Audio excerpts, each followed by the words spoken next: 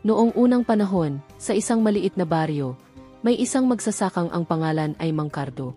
Kilala siya ng lahat bilang masipag pero medyo saktong-sakto lang sa buhay. Kung minsan ay wala pa siyang pambili ng asin o bigas. Pero hindi siya nawawalan ng pag-asa dahil may mga pananim at ilang alagang hayop siya. Isa na rito ang kanyang paboritong inahing manok. Tuwing umaga, laging binibisita ni Mang Cardo ang kanyang manok. "Good morning, inahin," bati niya, sabay lagay ng pagkain. Kakaiba ang relasyon nila, parang magkaibigan sila. Umitilaok pa ang manok na parang sumasagot. Tiktilaok. Pero isang araw, habang sumisilip siya sa pugad, halos mahulog siya sa gula. "Why, naku. Ano ito?" sigaw niya. Sa ilalim ng inahin ay isang makintab at kumikislap na gintong itlog. Kumislap ito na parang maliit na araw sa gitna ng pugad. Napakapit pa si Mang Cardo sa kanyang dibdib sa sobrang tuwa. "Diyos ko po, gintong itlog." Kinuha niya ito at dali-daling ipinakita sa kanyang asawa at kapitbahay. "Uy, totoo ba yan, Cardo?" tanong ng kapitbahay. "Hindi ito laruan, ingnan niyo oh." "Mabigat," sagot niya habang nakangiti. Dinala niya ito sa bayan at ibinenta. At mula noon, araw-araw ay may isang gintong itlog.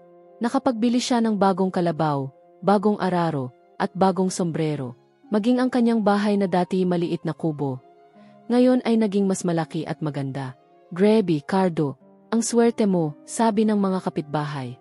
Ngumiti lang siya at nagsabing, "Sekreto lang ito," sabay kinda. Habang naglalakad siya sa palengke, ang mga bata ay sumisigaw. "Si Mang Cardo may gintong itlog. Si Mang Cardo may gintong itlog." Pero habang tumatagal, hindi na siya kontento. Isang gabi, nakaupo siya habang tinitingnan ang kanyang manok. Araw-araw tig-isa lang, sayang. Baka puno ng ginto ang tiyan nito," bulong niya. Lumapit ang kanyang asawa at sabi, "Cardo, maghintay ka lang. Sapat na yang araw-araw na biyaya." Pero umiiling siya, "Hindi. Gusto ko ng lahat ngayon na."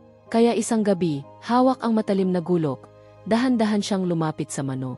"Pasensya ka na, inahin, kailangan ko na ang lahat ng yaman mo."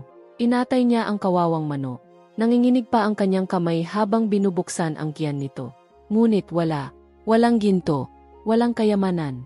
Karaniwang laman lang ng manok ang nakita niya. "Buye, niloko ako ng kasakiman ko," sigaw niya. Kinabukasan, nakita siya ng mga kapitbahay na nakaupo sa labas ng bahay, malungkot at gutom. Wala na siyang gintong itlog, wala na rin siyang inahing manok. Lumapit ang isang matandang lola at sabi, "Cardo, ang tunay na yaman ay hindi nakukuha sa isang igla. Natututo tayo kung paano maghintay at magkasalamat." Tumango siya at napaya. "Ngayon alam ko na, kung naging kontento lang ako, hindi ko sana nawala ang lahat." Aral ng kwento para sa mga bata. Huwag maging sakim. Ang mga biyayang dumarating ng paunti-unti ay dapat pahalagahan. Kapag marunong tayong maghintay, magpasalamat, at makontento, mas lalo tayong pagpapalain.